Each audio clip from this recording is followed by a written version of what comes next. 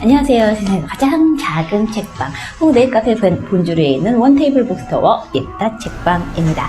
네, 격주 수요일 오후에는 정치학자 하승우 선생님 모시고 사회과학 강독회를 열고 있잖아요. 주제는 무려 신자유주의 곱하기 노동, 일의 미래에 대해서 생각해보는 시간을 정작 2월부터 6월까지 10주에 걸쳐서 진행을 했고, 이번 주가 마지막 시간이었어요. 마지막으로 고른 책은 짜잔, 라투스, 세르주 라투스의 탈성장 사회라는 책이에요. 경제성장을 최우선시하는 사회에서 나 자신과 우리 자식의 생명은 안전할까 하는 부재와 소비사회로부터의 탈출이라는 부재들이 실려있는 책이에요. 이 책을 왜 하승우 선생님을 마지막으로 뽑았을까? 여태까지 우리가 신자유주의가 어떻게 인간들을, 우리의 노동을 이렇게 파편화시키고 고립시키고 외롭게 만들고 힘들게 고단하게 만들고 있는지에 대해서 아주 촘촘한 연구와 사례들, 기록들을 쭉 살펴봤는데, 그래도 그거로부터 벗어날 수 있는 어떤, 대안이랄까요? 어떤 그런 대안적인 어떤 사회, 다른 세상은, 불가능한가라는 것들이 있어서, 아니야, 그렇지는 않을걸? 장밋빛은 아니더라도 그런 것들을 좀 늦추든, 아니면 조금 더 다른 방식으로 우리가 바꾸어 나갈 수 있지 않을까라는 어떤 시스템의 변화들을 이야기하고 있다고 해요. 이 마지막 시간을 준비하고 있는 찰나, 또 하승우 선생님이 정치의 약속, 세상이 나아질 수 없다고 믿으려는 당신에게 라는 부제가 붙은 또 책을 출간을 하셔서 이제 마지막 시간 홈파티 겸 이제 새로운 책 신간에 대한 이제 출간 축하 그런 자리를 이제 같이 마련했었는데요. 아마도 라투스의 책과 이 책은 연결고리들이 있는 것 같아요.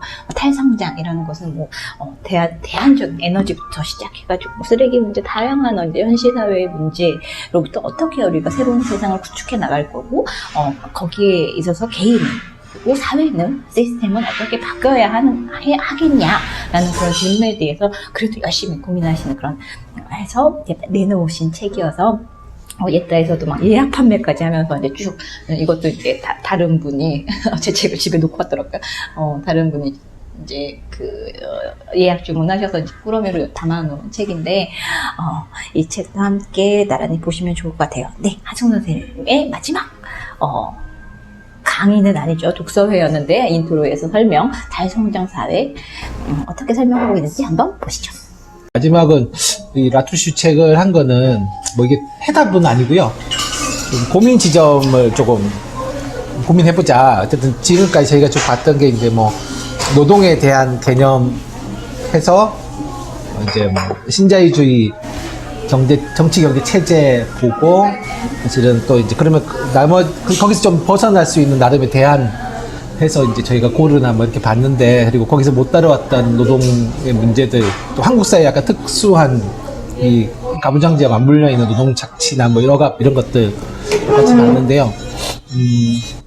약간 정리하는 차원에서 이제 저희가 그동안 봤던 거 얘기하면, 저희가 이제 맨 처음 아렌트로 시작을 해서, 그때 아렌트의 문제의식은 인간이라고 하는 존재가 결국은 다양한 형태의 활동의 양상을 가지고 있는데, 이게 결국 노동이라고 하는, 노동하는 인간으로 계속 인간 자체가 자꾸 이제 활동의 근거가 협소화됐을 때 결국 발생되는 문제는 뭐냐라고 했을 때, 결국 이제 이게 타자, 뭐 이게 소외죠.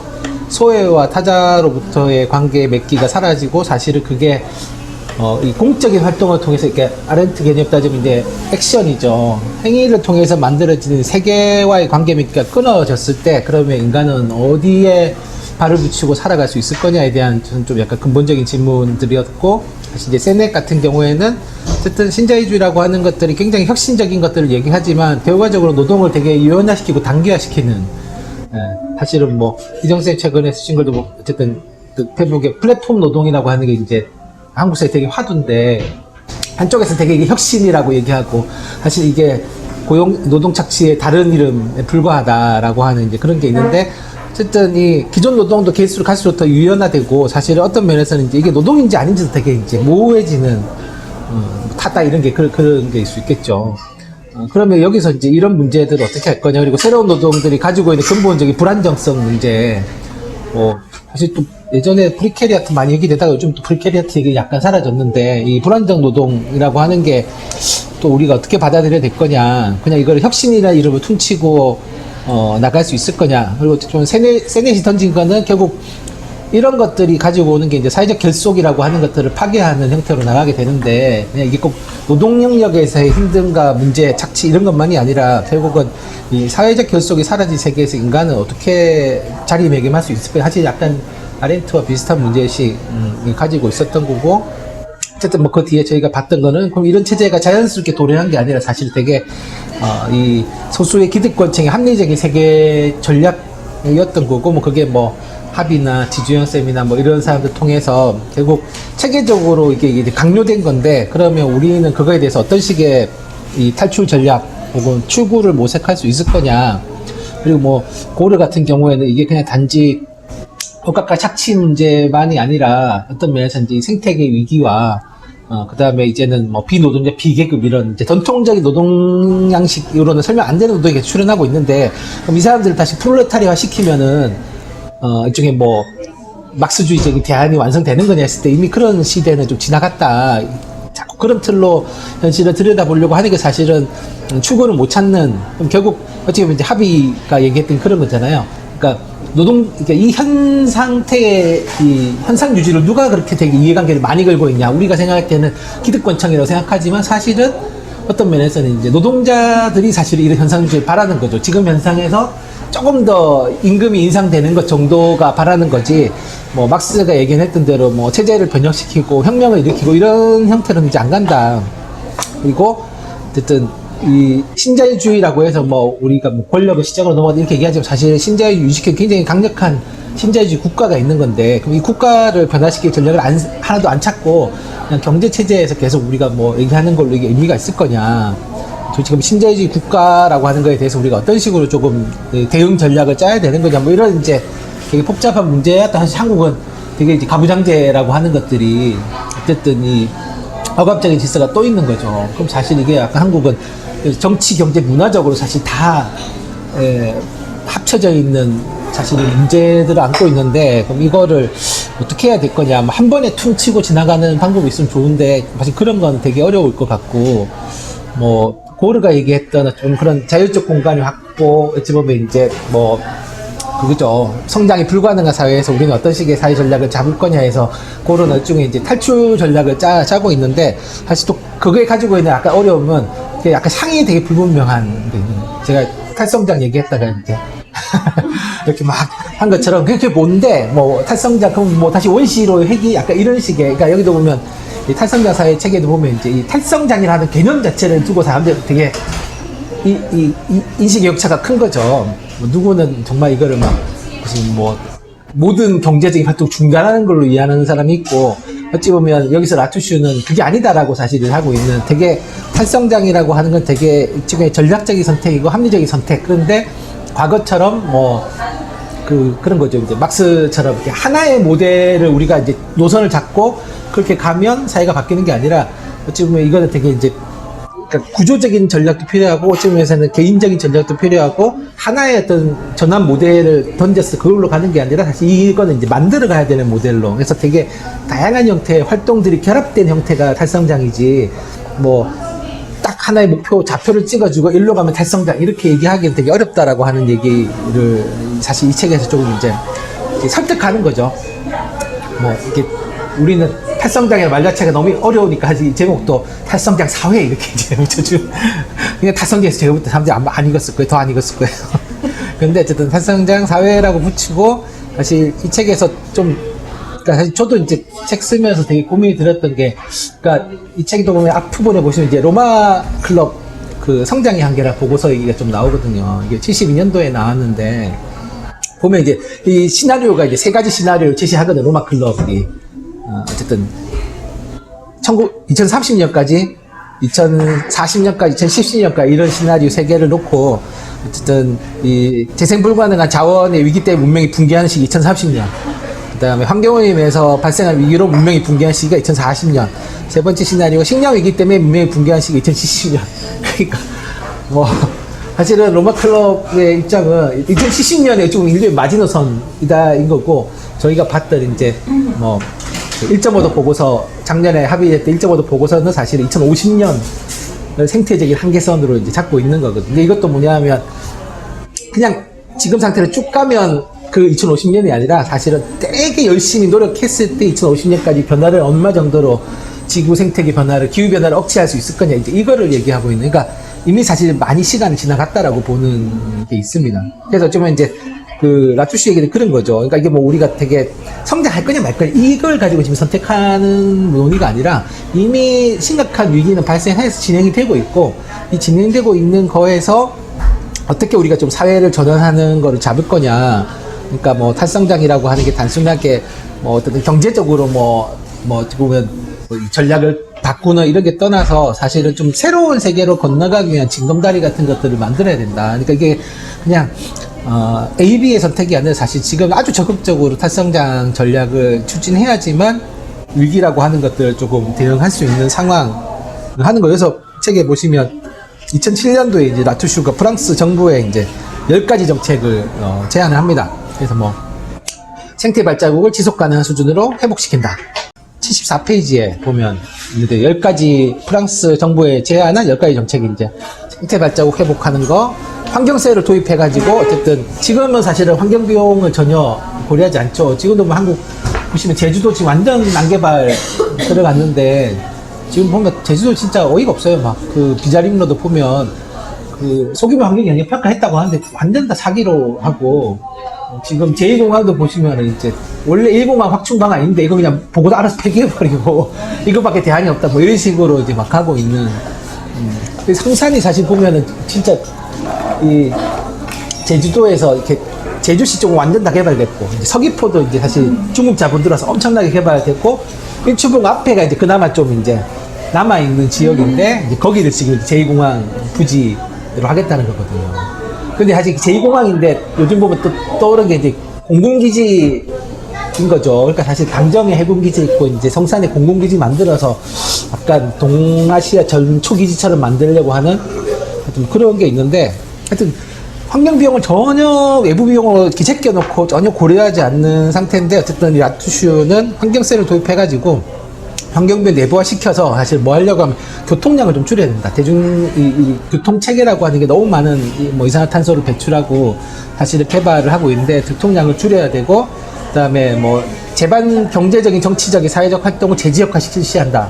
이것도 사실 한국에 되게 힘든 거죠. 우리 수도권 완전 중심 집중돼 있는데 제지역화라고 하는 게 사실 되게 어려운 얘기인데, 어쨌든 프랑스도 사실 되게 중앙집권형 국가이긴 하거든요. 재밌는 거는 한국이 지금 김부겸 장관부터 그 문재인 정부가 추진하고 있는 그 이쪽에 그러니까 분권 전략이 사실 프랑스 전략을 따온 거예요. 사르코지 때문에 이렇게 막. 사실 이런 식의 분권 전략이 한국에 좋은 거냐라는 사실 의문이 있는데, 어쨌든 뭐 프랑스도 되게 집중적인 국가인데 어쨌든 제지역화를 해야 된다. 라투슈가 제안하고, 농민 주체의 농업, 그러니까 농민 중심의 농업 정책을 써야 되고, 생산자 증가분은 노동시간 절감 및 고용 창출을 할당하는 거, 대인관계 서비스를 기반으로 생산을 촉진하는 거, 에너지 소비를 4분의 1까지 줄이는 거, 광고 공간을 크게 제한하는 거, 과학기술 연구 방향을 전환하는 거, 화폐를 재영유화하는 거, 뭐 이렇게 10가지 프랑스 정부에 제안을 해요. 프랑스 정부가 안 받아들였겠죠. 네, 프랑스도 사실은 뭐 경제 성장 정책에서는 거의 비슷해서, 약간 아이러니한 게 있어요. 요즘 보면 사실 영국이 유럽에서 되게 미국화된 나라인데, 영국에서 오히려 이제 멸종조항 시위하면서 이제 영국은 물론 뭐 전체적인 노선 변화는 아니지만 어쨌든 지금 이제 기후 위기를 선언하고 비상 대책을 체제로 전환한다라고 하는 얘기 영국에 나왔는데, 어쨌든 프랑스도 사실 보면 되게 그런 게 둔감한 나라, 핵 발전소도 유럽에서 되게 강력하게 추진하는 나라 중 하나고요. 어쨌든 여기도 성장주의, 뭐 예전에 보시면 뭐 드골 68혁명 때 있었지만 어쨌든 드골이 전형적으로 이제 강한 프랑스 이런 거 얘기했던. 그래서 사실 알제리도 계속 식민지를 해방했지만 사실 여전히 그 프랑스 영향력 아예 두고 있는 뭐 이제 그런데, 어쨌든 라투슈는 프랑스도 어쨌든 전환하지 않으면 되게 심각한 위기를 벗어나지 못할 거다. 근데 어쨌든 이걸로부터 벗어나려면 좀 이제, 그러니까 사실 이 얘기를 탈성장 하시는 분들 되게 어려워하는 게 일단 단절해야 된다라는. 그러니까 그 지금까지의 대부분의 사회 전략은 뭐냐면 이렇게 전환하면 더 나아진다라고 삶이 더 나아질 거라고 얘기하는 거잖아요. 근데 사실 라투슈는 삶이 더 나아지는 문제는 안 된다. 왜냐하면 이미 생태적으로 우리가 지불해야 될 것들을 다 넘어섰기 때문에 그래서 이제 많은 여기도 보면서 라투슈가 일리치나 이런 사람들 그러니까 일리치 얘기하는 게 그거거든요. 이제 소박함이 뭔지에 대해서 우리 다시 논의하지 않으면 이거를 더 발전된 사회로 이행하겠다 이렇게 해서는 사실은 거짓말이다 되게 그렇게 얘기하는 것들은. 그래서 라투슈도 보면 여기 이제 자기 8가지 선순환 개념, 그러니까 8가지 R 얘기하잖아요. 그러니까 뭐 재평가, 재개념화, 재구성, 재지역화, 재분배, 감소, 뭐 재사용, 재활용, 뭐 이렇게 이제 8가지의 목표를 두고 거기에 맞춰가지고 사회를 이제 좀 재설계해야 되는. 근데 이렇게 하려면 우리가 검소함이 뭔지에 대해서 이제 사회적 조금, 그러니까 뭐 이렇게 가난하게 살자 이게 아니라 삶의 규모를 좀 줄이는 거에 대해서 생각해 봐야 되고, 또 하나는 좀 그 라투슈는 증여라고 하는 개념에 대해서 좀 사회적으로 재구성이 좀 필요하다. 그러니까 증여라고 하는 것들 우리가 보면 뭐 이게 한국에서 호혜 뭐 이렇게 하긴 하는데 일단 이게 자율적인 사회를 구성하려면 그냥 이게 결국 그 고르도 얘기했지만 각자 알아서 자율적으로 이렇게 하는 게 아니라 사회적으로 반드시 필요한 뭔가의 필수 노동들에 대해서는 이제 뭐 그러니까 타율 노동이 있을 수밖에 없는 거죠. 근데 그런 부분들에 대해서는 어떤 식으로 풀어갈 거냐에 대해서 좀 이제 고민이 필요하다는 거. 지금은 더 발전하면 그 자원을 가지고 이 문제 해결할 수 있어 이런 식으로 이제 해왔는데 이제는 그런 식으로 얘기하는 것들은 되게 불가능한 상태로 온 거고, 그러면 어쨌든 간에 8R 중심으로 해서 그리고 어쨌든 경제에서도 이제는 더 많이 생산해서 더 많이 분배하자 이게 아니라 서로 필요한 것들 일정 정도 이제 주고받음을 통해서 가는, 그리고 이게 더 성장하기 위해서 조금 더 자율적인 삶을 살기 위해서 지원을 주고받는 것들이 필요하다는 얘기들을 합니다. 또 하나 더 제가 볼 때 되게 중요한 얘기는 어쨌든 그 리유즈하고 리사이클, 그러니까 저도 지금 저도 저 책에서 되게 많이 얘기했던 게 이게 한국도 보면 진짜 계속 생산하는 나라인 거잖아요. 계속 생산하고 플라스틱 생산하고 비닐 생산하고 지금은 다 외국에 다 이렇게 폐기물 수출하다가 이제 이 수출료가 이제 중국도 막히고 동남아 다 막히니까 지금 이제 어찌할 바를 모르고 있고, 사실은 더 심각한 거는 이미 많이 쌓아놓은 쓰레기 산들이 전국에 되게 많은데 얼마 전에 시사인 보니까 한 180개 된다 그러더라고요. 진짜 산으로 쌓아놓은, 이렇게 막 그냥 쌓아놓은 거예요. 그냥 트럭채 싣고 와가지고. 한국에 지금 보면 재활용하거나 소각하거나 매립하거나 이 3가지밖에 없는데, 사실은 공식적으로 매립하지 않고 불법적으로 투기한 게 사실 그 정도 되는 거니까, 이게 매립장까지 합치면 매립장도 지금 다 포화 상태거든요. 그러면 이걸 어떻게 할 거냐. 그럼 한국이 할 수 있는 거는 이제 재활용 안 되니까 이건 사실은 시간도 오래되고 다 태워야 되는데, 그럼 태우면 뭐 사실은 이 미세먼지와 이제 유해 화학 물질과 이런 거 어떻게 할 거냐, 이제 아무런 대책이 없는. 근데 어쨌든 라투슈는 그거에 대한 약간 시스템을 짜야 된다. 그러니까 자꾸 우리가 새로운 거, 새 거 써서 새 거 중심으로 삶을 설계하는데 그게 아니라 좀 재사용하고 재활용하는 것들을 자꾸 개인한테 뭔가 이렇게 뭐 우리 그런 거죠. 빨대 쓰지 맙시다. 이런 것도 필요한데 탈성장에서 그것도 되게 중요하거든요. 여기 보면 그 라투슈는 되게 구조적인 전환 되게 강조하는데, 그 독일의 니코페이 같은 경우에는 이 사람은 똑같이 탈성장하는데 그러니까 일단 내가 실천해야지. 왜냐면 이게 위기가 뭐 저 멀리서 이제 조금씩 다가오는 게 아니라 이미 막 심각해지고 있는데 구조적인 전환 올 때까지 나는 어쩔 수 없이 계속 쓸 거야 이렇게 하면 안 바뀐다라고. 일단 우리부터 뭔가 재조직해야 된다라고 하는데, 어쨌든 라투슈는 조금은 구조적인 문제를 해야 되고, 그럼 결국 어쨌든 쓰레기를 생산하지 않는 시스템, 그리고 사실 자본주의가 보면 되게 그 합의도 그랬지만 이제 낭비화 시키는, 그러니까 한 2년 쓰면 막 핸드폰 갈아야 되고 뭐 이런 형태로 제품을 만드는 이 계획된 노후와 이런 것들을 이제는 그런 게 안 되도록 이제 만드는 과정이 필요하다는 거죠. 그래서 약간 그런 것들을 중심으로 설계해야 되고, 저는 약간 이 사람 얘기하는데 그 94페이지, 50페이지 보시면 그거 있어요. 그러니까 이 리유즈, 리사이클이라고 하는 게 꼭 물건한테만 적용되는 게 아니라 사실은 우리가 막 배제시키는 사람들도 이 사람들한테 사회에서 제 몫을 찾아주는 거, 그 과정이 같이 병행돼야 되는 거라고 되게 얘기를 합니다. 그래서 이 라투슈 얘기는 그러니까 경제성장 아니면 아무것도 없는 게 아니라 이미 뭐 일리치부터 뭐 어쨌든 이렇게 쭉 내려오면서 이제 그 나름의 얘기를 한 사람들이 있고, 문제는 그거를 이제 실천해야 되는데 그 실천은 어떤 면에서는 되게 사회적인 변혁이기도 하고 뭐 정치적인 어찌 보면 혁명이기도 하고 경제적인 되게 중요한 전환이기도 하고 하지만 또 그런 게 시작되기 위해서는 뭐 이 라투시 얘기는 뭐 자본주의를 당장 폐기시키자 뭐 이렇게 구호를 외치는 것보다는 일정 정도 우리가 상상할 수 있는 다양한 형태의 사회적 실험들을 지금부터 계속 하는 게 되게 중요하고 어쨌든 그 실험들이 어쨌든 뭐 라투시 얘기합니다. 화폐, 토지, 노동 이 세 가지 문제를 어떻게 다른 형태의 틀 속에 재배치할 거냐 그런 것들에 대한 고민들을 가지고 이제 탈성장 사회라고 하는 것들 하나씩 만들어 나가는 작업들이 되게 필요하다. 그래서 어쨌든 이 현재 우리가 살고 있는 삶의 규모를 어떻게 좀 달리 접근할 거냐에 대한 우리 스스로의 되게 판단과 책임요리도 필요하고 사실은 이걸 구조적으로 강요할 수 있는 좀 방법들도 찾아야 된다라고 하는 뭐 이야기를 이 책에서 조금씩 하고 있습니다.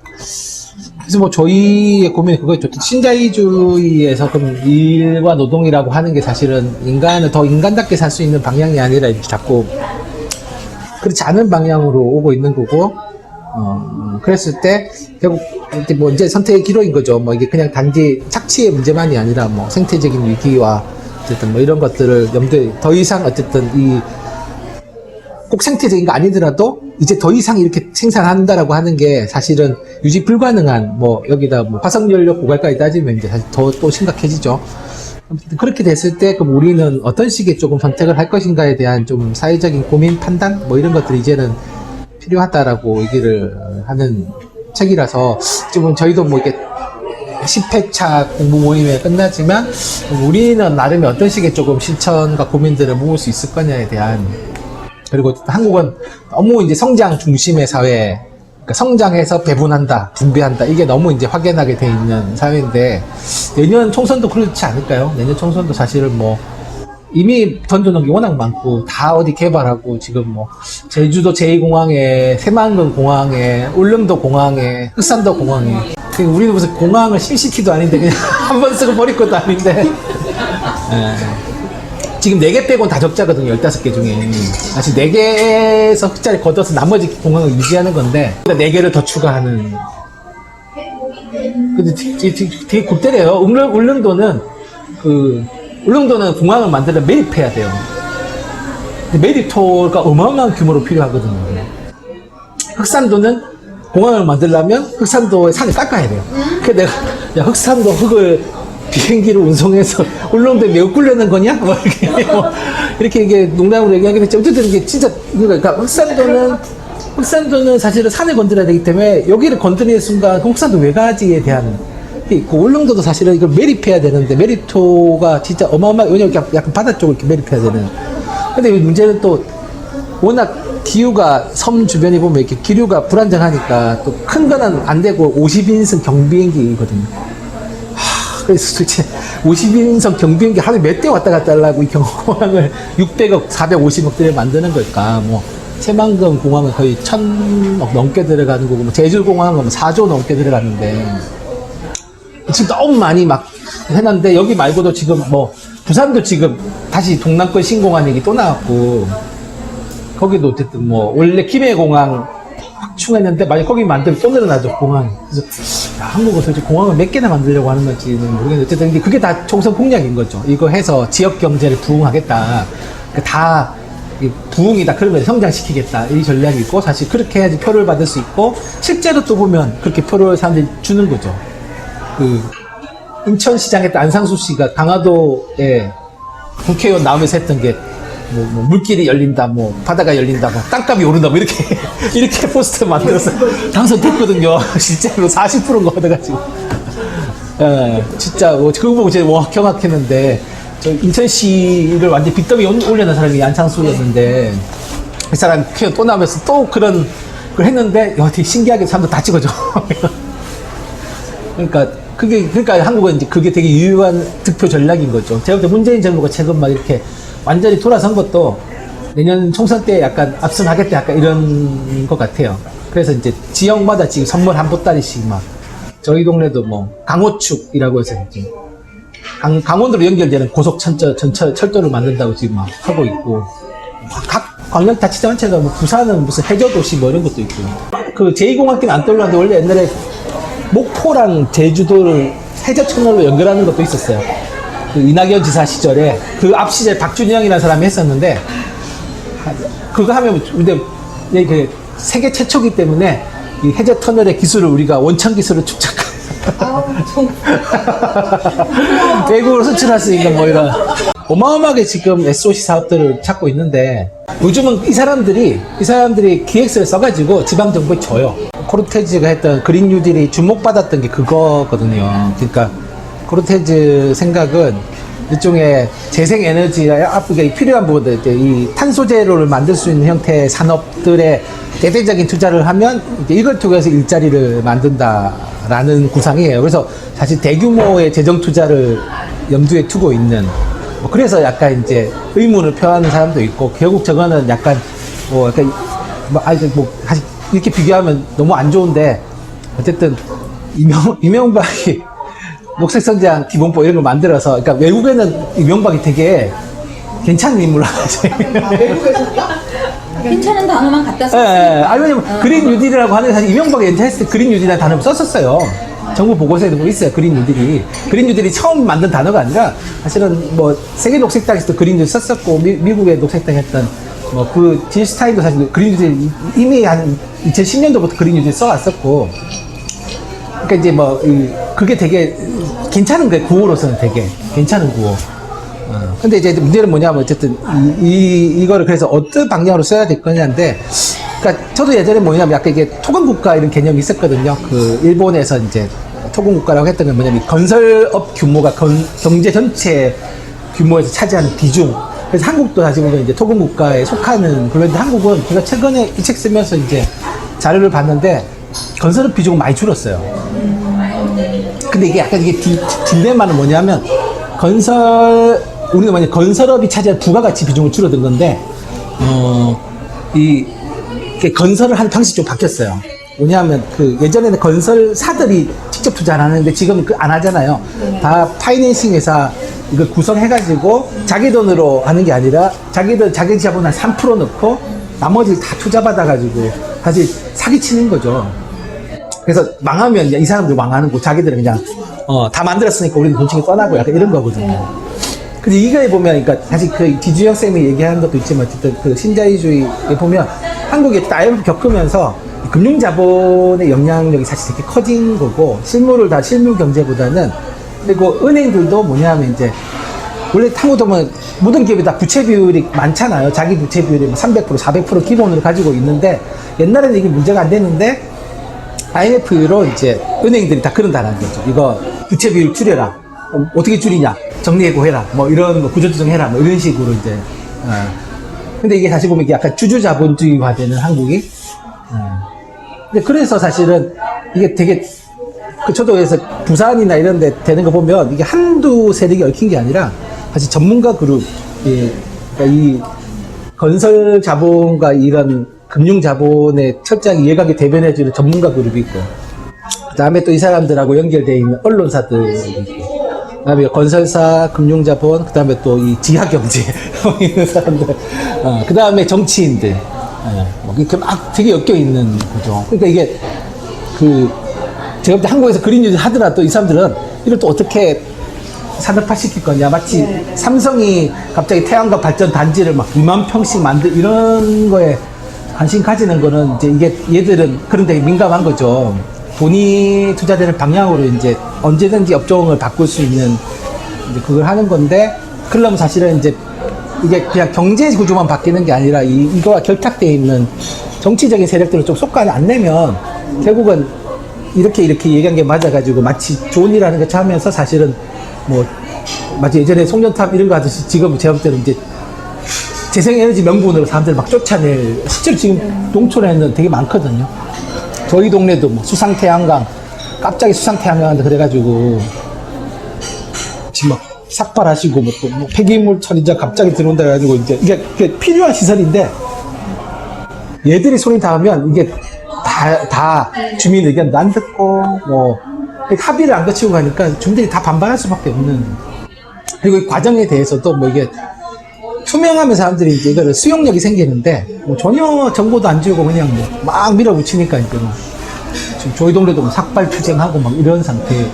그러니까 그런 거를 방지할 수 있는 좀 이게 보면 라투스도 얘기하는 게 사실 합의 과정이 필요한데 마치 이게 소수의 엘리트들이 막 야, 이거 사회적으로 중요해 이렇게 밀어붙이는 순간 발생하는 이게 진짜 탈성장의 전략이네 이런 거에 대한 사실 좀 그러니까 표지만 상표만 탈성자 붙이면 또 괜찮은 거냐 이런 부분도 좀 있는 거죠. 그래서 되게 막 혼재되어 있는 상황. 원전 같은 것도 보면 이게 경남에서는 되게 이해관계 문제거든요. 조선중공업 이런 데도 노조들이 막 그 건설 탈핵 정책 반대하고 뭐 이런 실제로 시위도 막 하고 꼭 한수원 노조만이 아니라 이제 사실은. 근데 어쨌든 저는 그것도 뭐냐면 이게 원래 예전부터 뭐 이렇게 에너지 전환 하셨던 분들이 계속 주장해왔던 정의로운 전환이 그거였거든요. 그냥 탈핵 정책 해야 되니까 원전 다 폐쇄하고 그게 노동자를 다 해고 이게 아니라 이게 이제 이 사람들이 자연스럽게 업종을 전환하면서 자기 일자리를 전환할 수 있는 과정을 설계하고 이 과정에 맞게끔 전환 정책을 짜야 된다라고 누누이 주장해왔는데 사실은 뭐 그런 거죠. 그냥 우리 그냥 고리 1호기 폐쇄 이렇게 딱 쑥 던지니까 폐쇄하면 우리는 뭐 먹고 살아 이렇게 사람들이 반응할 수밖에 없네요. 그리고 이렇게 갈등하면 이거는 모르겠다 이렇게 우리는 몰라 이렇게 약간 빼버리는.